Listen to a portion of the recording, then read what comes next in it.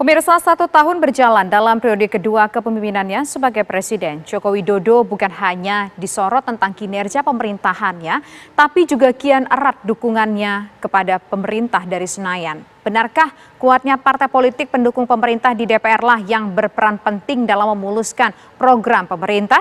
Lalu di mana peran penting partai oposisi? Laporan utama hadir dengan ulasannya dalam tajuk Senayan dalam Genggaman Jokowi.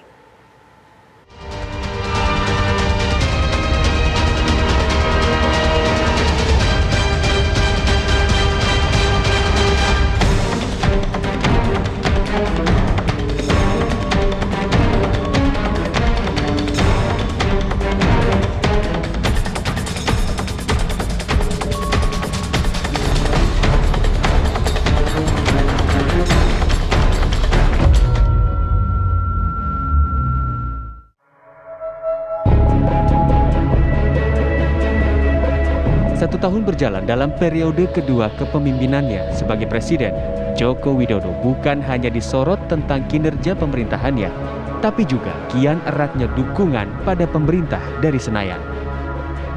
Bukan tanpa alasan, mengingat ada 6 partai politik koalisi pendukung pemerintah di Senayan, menyisakan PKS, PAN, dan Demokrat sebagai partai di luar koalisi politik pendukung pemerintah. Dominasi koalisi partai politik pendukung pemerintah di DPR inilah yang membuat adanya dugaan DPR telah kehilangan identitas sebagai pengawas jalannya pemerintahan. Dominasi koalisi di parlemen itu sebenarnya sudah menjawab kepentingan pemilu serentak antara DPR dengan legislatif di 2019 lalu gitu ya.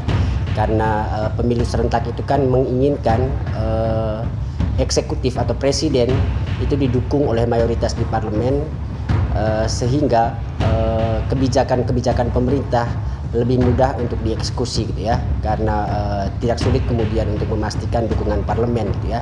Saya kira itu yang justru sedang terjadi sekarang ini gitu ya.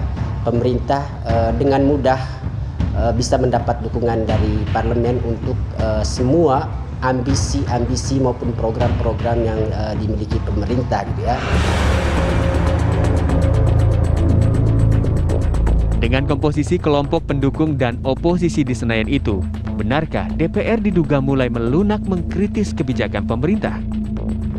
Ya, saya kira kalau ada kesan bahwa karena terlalu gemuknya ya koalisi pemerintahan di parlemen ya, dan itu dianggap akan melemahkan fungsi pengawasan DPR, menurut saya itu ya hal yang wajar saja. Namun kan persoalannya yang menyampaikan demikian kan juga tidak sepenuhnya mengetahui sebetulnya proses-proses di internal koalisi pemerintahan sendiri ketika katakanlah pemerintah mengajukan satu program, satu rancangan undang-undang ya. Nah, saya ingin sampaikan bahwa gemuknya koalisi itu ya, maka tidak membuat kemudian kami yang di koalisi itu katakanlah menerima begitu saja ya, kemudian apa yang datang dari pemerintah itu tidak kami lihat, tidak kami kritisi. Ada hal-hal yang kami kritisi, tapi kan perbedaannya adalah tentu karena kami ini di dalam koalisi, cara kami mengkritisi, menyampaikan pandangan berbeda dengan fraksi atau partai yang di koalisi pemerintahan. Kondisi tidak imbang ini tentu mempengaruhi kualitas pengawasan, controlling, dan bahkan legislating di DPR ya, karena di banyak diskursus ketika kita sampai kepada beberapa pokok materi, kadang-kadang ada upaya untuk buying time, tapi pada akhirnya diajukanlah kita menyebutnya norma yang harus kita pilih dan harus kita tolak. Nah, karena mayoritas menerima, maka jadilah ini sebuah norma yang akan berlaku dalam bingkai besar perundang-undangan. Lalu, apa dampak dari timpangnya jumlah kursi koalisi dan oposisi di DPR? Wajarkah kondisi ini terjadi? Memang dalam demokrasi yang sehat memang selalu mengandaikan bahwa ada kekuatan oposisi parlemen yang cukup signifikan. Nah, kekuatan itu tidak selalu dalam artian kuantitatif ya, artinya jumlah kursi, tapi bisa dalam pengertian kekuatan pengaruhnya, kekuatan posisinya. Nah, saya perhatikan pertama dari aspek jumlah, memang oposisi ini sangat minim. Ya, di sana hanya ada PKS, ada Demokrat yang cukup jelas sebagai oposisi. Sementara PAN, kita lihat posisinya dengan istilah sebagai penyeimbang, itu sebetulnya belum menjadi oposisi murni. Ya, begitu juga yang lain. Artinya bahwa ini situasi yang memungkinkan parlemen itu kemudian tidak bisa dijadikan kekuatan kontrol yang cukup signifikan dalam pelaksanaan pemerintahan ini. Selama ini kan oposisi hanya bersuara di media sosial, di media mainstream, di jalanan. Akhirnya orang melihat, semua partai ini hanya berebutan kekuasaan. Ya sudahlah, saat ini Pak Jokowi ada di kekuasaan, nanti kalau mereka juga ada di kekuasaan, mereka akan berlaku yang sama dan sebagainya. Jadi persepsi itu yang sebetulnya kita hindari harusnya.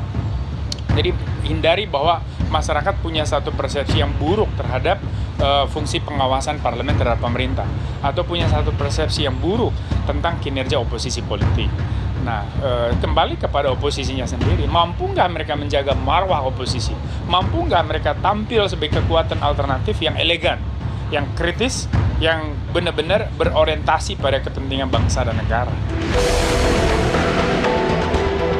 Membaca peta kekuatan partai koalisi di DPR, sejumlah program kebijakan pemerintah Presiden Jokowi pun diprediksi berjalan tanpa hambatan.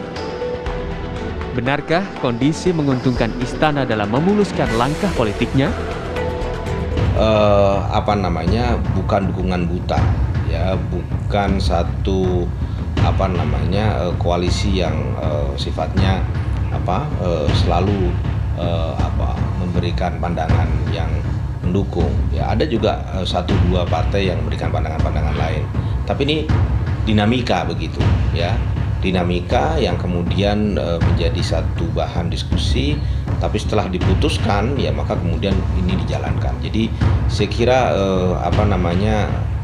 dominasi bukan berarti bahwa segala sesuatu akan berjalan mulus, ya. Maka pembahasan sebuah undang-undang pun bisa berjalan alot, ya, karena pasti ada perbedaan sana. Tapi itu dinamika yang biasa terjadi, dan itu